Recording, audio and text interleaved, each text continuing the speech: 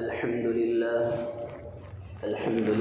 رب العالمين، والصلاة والسلام على سيد الأنبياء والمرسلين، والحمد لله رب العالمين. أما بعد، فأعوذ بالله من الشيطان الرجيم. بسم الله الرحمن الرحيم. هو الذي يقبل التوبة عن عباده ويعفو عن السيئات ويعلم ما تفعلون. صدق الله العظيم. محترم حضرات، آج ہم لوگ اس فتن کے ماحول میں رہ کر روحانیت سے ہٹ کر مادیت کی طرف بڑھ رہے ہیں، جس کی وجہ سے ہم لوگوں کو نیک اعمال سے غفلت، لاپرواہی ہوتی جاتی ہے اور گناہوں کی طرف رغبت بڑھتی ہی جاتی ہے۔ آج انسان اپنے دعوے میں تو مسلمان ہے، لیکن جب وہ اپنی جان پر، اپنے دل پر جا کر دیکھتا ہے تو پتہ چلتا ہے کہ وہ انسان دعوے میں مسلمان تو ضرور ہے، لیکن سر سے لے کر پیروں کے ناخن تک پورا بدن گناہوں میں لت پت پڑا ہے۔ اتنا فسق و فجور میں، اتنا گناہوں کے اندر ملوث ہو چکا ہے کہ اس انسان کو گناہ کو کبھی بھی اس کو گناہ چھوڑنے کا تصور بھی نہیں ہوتا، اور نہ اللہ کے سامنے سچی پکی توبہ کرنے کا بھی تصور نہیں ہوتا۔ اگر انسان گناہ کرتا ہے، گناہ کرتے کرتے یہاں تک گناہ کر لیتا ہے کہ جب اس کے دل کے اندر اگر یہ آ جائے کہ میں اللہ کے سامنے سچی پکی توبہ کروں، تو فوراً دوسری طرف پھٹا گزرتا ہے، فوراً خیال پیدا ہوتا ہے کہ میں تو نہ نماز پڑھتا ہوں، نہ قرآن کی تلاوت کرتا ہوں، پورے دن ٹی وی کے اندر مبتلا رہتا ہوں، پورے دن گناہوں کے اندر ملوث رہتا ہوں، تو اللہ تعالیٰ مجھے کیسے معاف کریں گے؟ اللہ تعالیٰ مجھے کیسے معاف کریں گے؟ ان لوگوں کے لیے اللہ تعالیٰ نے ایک خوشخبری دی ہے۔ اللہ نے قرآن کریم کے اندر کہ هو الذی یقبل التوبۃ عن عبادہ ویعفو عن السیئات، اللہ وہ مالک ہے، اللہ وہ ذات ہے کہ جب بندہ اللہ کے سامنے رجوع کرتا ہے، اللہ کے سامنے سچی پکی توبہ کرتا ہے، تو اللہ تعالیٰ اس کو قبول کر دیتے ہیں، اس کے توبہ کو قبول کر دیتے ہیں، اور وَيَعْفُو عَنِ السَّيِّئَاتِ، اور گناہوں کو مٹا دیتے ہیں، اس کے گناہ کو مٹا دیتا ہے۔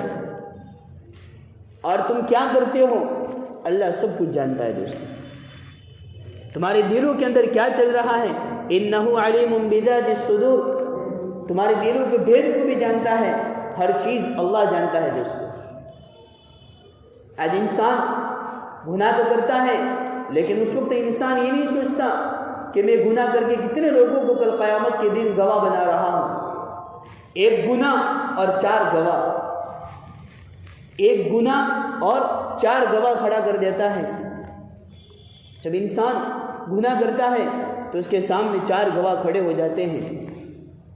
اللہ نے قرآن کے اندر فرمایا کہ یومئذ تحدث اخبارها، کل قیامت کے دن زمین تمہاری گواہی دے دے گی۔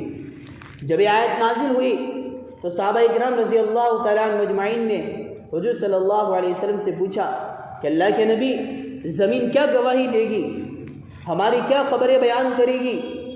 تو اللہ کے نبی صلی اللہ علیہ وسلم نے فرمایا کہ کل قیامت کے دن زمین وہی خبریں بیان کرے گی تو جو تم نے زمین پر رہ کر اعمال کیے ہوں گے۔ اگر تم نے اچھے اعمال کیے ہوں گے تو اچھی خبر دے گی، اگر تم نے برے اعمال کیے ہوں گے تو برے اعمال کی خبر دے گی۔ ایک گواہ ایک زمین ہے، جو زمین کل قیامت کے دن گواہی دے دے گی، اور دوسرا گواہ ایک انسان گناہ کرتا ہے تو دوسرا گواہ اليوم نختم على افواہہم وتکلمنا ایدیہم وتشہد ارجلہم بما كانوا یکسبون، کل قیامت کے دن اس کے اعضاء بھی گواہی دے دیں گے، اس کے اعضاء بھی گواہی دے دیں گے۔ حضرت مولانا رومی رحمۃ اللہ علیہ ایک شاعر میں فرماتے ہیں کہ جب انسان گناہ کرتا ہے کل قیامت کے دن جب اس کے اعضاء جب گواہی دیں گے تو اس کی آنکھ بولے گی، اللہ سے کہے گی کہ اللہ اس نے اپنی اسی آنکھوں سے بدنظریہ کی تھی، बुरी चीज़ों को देखा था। आगे फरमाया कि अल्लाह इसी बंदे ने इसी होड़ से गलत बोसे लिए थे, इसी बंदे ने इसी कान से गलत गाने सुने थे, ग़ीबतें सुनी थी, एक दूसरों की चुगलियाँ सुनी थी, एक दूसरों की बुराइयाँ सुनी थी। और ज़मीन गवाही दे देगी कि अल्लाह इसी बंदे ने कल दुनिया के अंदर रहकर इसने इसी ज़बान से झूठ बोला था, इसी ज़बान से ग़ीबत की थी, इसी ज़बान से चुगली की थी, इसी ज़बान से ग़ीबत की थी। और इंसान कहेगा हमने तो तुम्हारे लिए तो किया था। इंसान ज़बान से कहेगा, कान से कहेगा, आंखों से कहेगा कि हमने तुम्हारी ख्वाहिशात को मिटाने के लिए तो किया था। तो ही आज़ा जवाब दे देंगे कि तुम्हारी दुनिया के अंदर ख्वाहिशात को मिटाने के लिए मैं आग में क्यों जाऊं, मैं आग की चिंगारी को कैसे बर्दाश्त करूं। इसलिए मेरे भाइयों, जब गुनाह करो तो उससे पहले सोचा करो कि मैं ज़बान से ग़ीबत तो कर रहा हूं, लेकिन यही ज़बान कल क़यामत के दिन अल्लाह को कह देगी। मैं आँख से बदनज़री तो कर रहा हूं, लेकिन यही आँख कल क़यामत के दिन अल्लाह को कह देगी, मैं क्या जवाब दूंगा। और तीसरा गवाह किरामन कातिबीन, सीसीटीवी कैमरे। अल्लामा फरमाते बड़े लोग कि सीसीटीवी कैमरे हैं हमारे, हर वक्त नजर रखे हुए हम पर। अल्लाह तो देख ही रहा है कि तुम क्या करते हो। यअलमून मा तफ़अलून, वो जानता है उस चीज़ को जो कुछ भी तुम करते हो, चाहे अच्छा करते हो या बुरा करता हो, चाहे तुम ग़ीबतें करते हो या नेक अमाल करते हो, चाहे झूठ बोलते हो या गाने गाते हो, सब कुछ अल्लाह देख रहा है। अगर तुम्हारे माँ बाप नहीं देख रहे, अगर तुम्हारा दुकान में शेठ बैठा हुआ नहीं देख रहा है, लेकिन जिस मालिक ने जिसको शेठ बनाया वो अल्लाह, वो मालिक, वो खालिक तो सब कुछ देख रहा है। जिस मालिक ने दो हाथ दिए, जिस मालिक ने एक छोटी सी चीज को बड़ी चीज बनाने के लिए एक दिमाग दिया, उसी मालिक को नाराज करके जिंदगी गुजार रहे हैं हम लोग। एक मामूली सी चीज, एक छोटा सा सोना हमारे सामने आता है तो हम उसको एक बड़ा दागिना बना देते हैं। ये बड़ा बनाने के लिए किसने ताकत दी, ये दिमाग किसने दिया? वही अल्लाह ने दिया दोस्तों। उसी अल्लाह को भूल बैठे, उसी अल्लाह के सामने सजदा करने की तौफीक हमको नहीं मिल रही। इससे हज़रत मौलाना अशरफ अली थानवी रहमतुल्लाह अलैह फरमाया करते हैं कि जब इंसान गुनाह करता है, जब इंसान गुनाह करता है तो उसको अच्छे काम करने की तौफीक नहीं मिलती। एक इंसान आंखों से बदनज़री कर रहा है और बदनज़री करने के बाद वही आंखों से कुरान की तिलावत करता है, कुरान में देख रहा है, लेकिन जो कुरान की हलावत और जो कुरान की मिठास मिलनी चाहिए वो मिठास नहीं मिलती है जब तक कि वो इंसान अल्लाह से तौबा न कर ले। ईमान की हलावत नहीं मिलती है, ईमान की मिठास नहीं मिलती है। पहला गवाह ज़मीन, दूसरा गवाह आज़ा, तीसरा गवाह किरामन कातिबीन, ये दो फरिश्ते, और चौथा गवाह वइदा सुहुफ नुशिरत, हमारे नामाया माल। सब कुछ लिखा हुआ है, कल खोल कर दे दिया जाएगा रजिस्टर तुमको। जो इंसान, जिस इंसान के सीधे हाथ में रजिस्टर आ गया वो कामयाब है, लोगों को दिखाएगा ओ देखो मैं कामयाब हो गया। जिस तरीके से हमारा बच्चा, स्कूल का बच्चा जब सर्टिफिकेट लेकर आता है, जब कामयाबी का सर्टिफिकेट लेकर आता है तो अपने नाना नानी पोते पोते सबको दिखाता है, अपने चचा भाई बहन सबको दिखाता है कि देख भाई मैं खुश हूँ, कामयाब हो गया, मैं अव्वल नंबर पर कामयाब हुआ। और जब वो नाकाम होता है तो अपना चेहरा सबसे नीचा कर देता है। तो ये हाल कल क़यामत के दिन होगा दोस्तों। ये दुनिया का इम्तिहान, ये दुनिया के अंदर स्कूलों का इम्तिहान, ये हमारे लिए एक छोटा सा क़यामत का इम्तिहान है, क़यामत का नमूना है। आज एक बच्चा स्कूल में जब एग्ज़ाम देने जाता है तो एग्ज़ाम के देने से पहले कैसा पसीना पसीना हो जाता है। ये तो सिर्फ दुनिया का इम्तिहान है, उसके लिए इतना पसीना। तो ज़रा सोचो दोस्तों, कल क़यामत के दिन सब सामने खड़े होंगे, अल्लाह अर्श पर खड़ा होगा और सबका हिसाब लेगा, उस वक्त क्या आलम होगा हमारा। اس لیے میرے بھائیوں اللہ کو راضی کرو، اللہ کے سامنے سچے پکی توبہ کرو۔ اللہ تو غفور الرحیم ہے، اللہ تو معاف کرنے کے لیے تیار ہے۔ اللہ کہہ رہا آؤ میرے سامنے میں تم کو معاف کر دوں گا، لیکن آؤ تو صحیح۔ انسان سوچتا ہے کہ میں گناہ کرتا ہوں، کہاں معاف ہوگا میرا؟ نہیں دوستو، حضرت مولانا ذوالفقار نقشبندی صاحب ایک واقعہ بیان فرماتے ہیں کہ بنی اسرائیل کے زمانے میں ایک عورت تھی، اس کو اللہ پاک نے بے انتہا خوبصورتی دی تھی، بے انتہا خوبصورتی دی تھی اس کو، اور جتنی خوبصورتی تھی اتنی بدکار عورت بھی تھی۔ اس کے تعلق بڑے بڑے لوگوں سے غلط تعلقات تھے، اس کے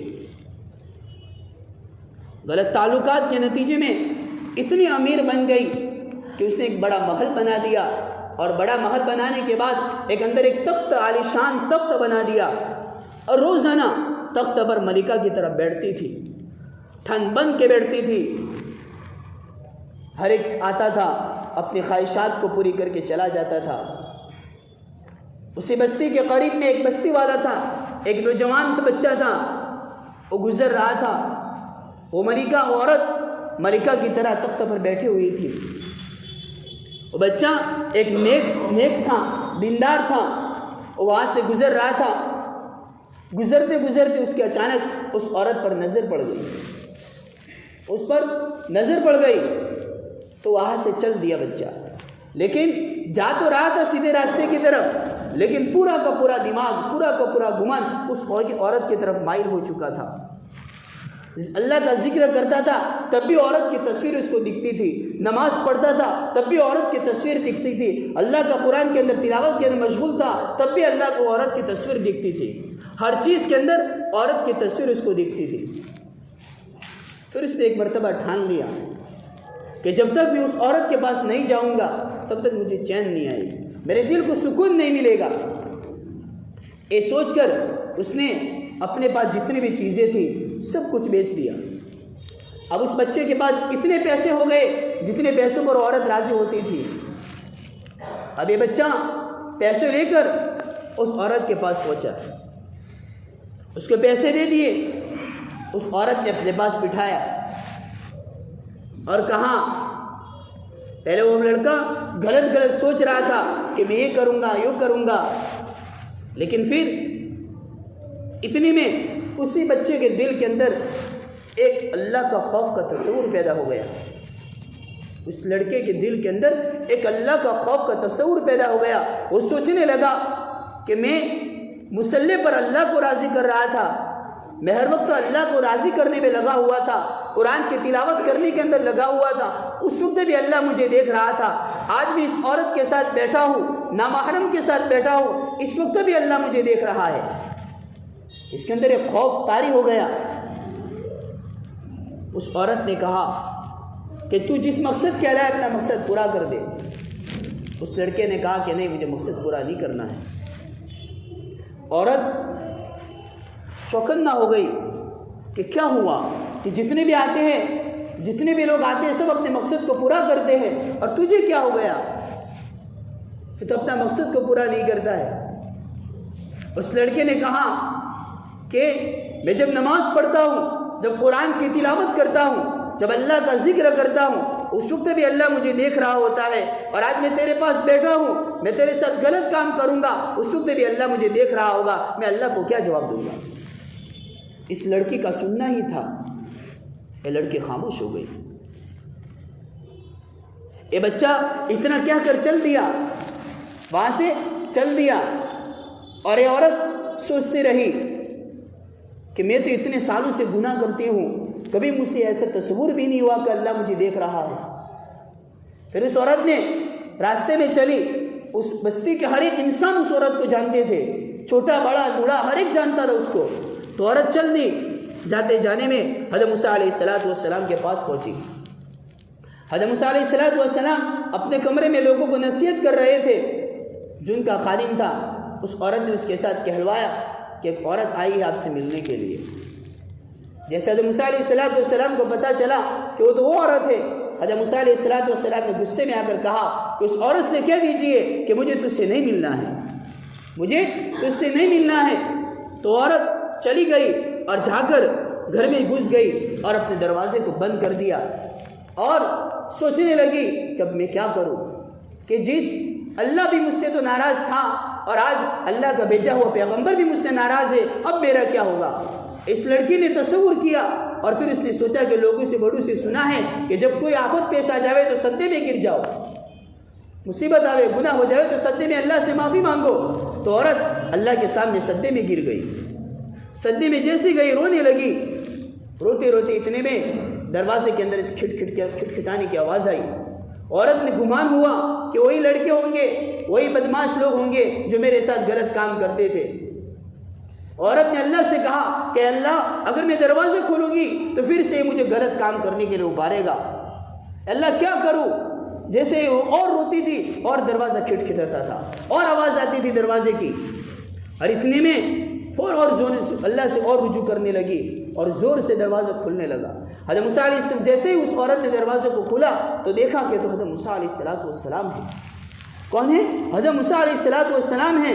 عورت گھبرا گئی کہ کیا ہوا، کہا کہ جب تو میرے پاس معافی مانگنے آئی تھی اس وقت میرے سامنے اس بچے نے کہا تھا کہ عورت آئی ہے، میں غصے میں تھا اس سے تجھے نہ کہا تھا۔ جیسے میں خطبہ دے کر فارغ ہوا اللہ نے میرے طرف پیغام بھیجا کہ جاؤ اے موسیٰ، جاؤ میرے بندی کے پاس جاؤ، وہ تو آپ سے توبہ کا راستہ مانگنے آئی تھی، توبہ کا راستہ ڈھونڈنے آئی تھی، جاؤ اس کے پاس جاؤ۔ حضرت موسیٰ علیہ السلام نے جا کر اس کو خوشخبری سنا دی کہ اللہ تجھے اتنا راضی ہو گیا، اتنا راضی ہو گیا کہ جس کے نتیجے میں اللہ پاک نے تجھے مجھے تیرے پاس بھیجا، اتنا اللہ راضی ہو گیا۔ ایک بدکار عورت اللہ سے سچی پکی توبہ کرتی ہے تو اللہ اس کو معاف کر دیتا ہے۔ تو میرے بھائیوں، ہم جیسے گنہگار اللہ کے سامنے ایک آنسو بہائیں گے تو کیا اللہ ہم کو معاف نہیں کرے گا؟ اللہ بے شک ہم کو معاف کرے گا دوستو۔ اس سے میرے بھائیوں، ہم اللہ کے سامنے سچی پکی توبہ کرنے کے لیے وقت نکالے اور 2 رکعتیں پڑھ کے اللہ سے رجوع کرے، گزری ہوئی زندگی کی معافی مانگے اور بقیہ زندگی کو تقویٰ کے ساتھ گزارنے کی توفیق مانگے اللہ سے۔ اللہ تعالی ہم تمام کو کہنے سننے سے زیادہ عمل کرنے کی توفیق عطا فرمائے۔